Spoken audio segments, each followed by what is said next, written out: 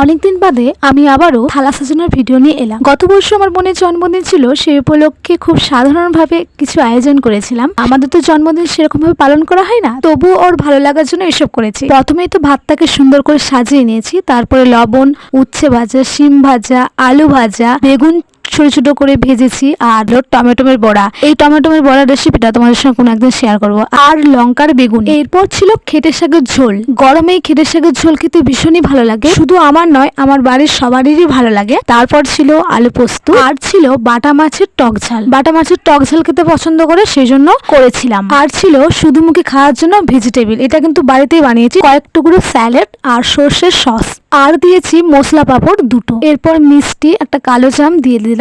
এরপর ছিল দই এক বাটি, ঠান্ডা ঠান্ডা দই দিয়ে দিলাম, আর 1 গ্লাস জল তো আছে।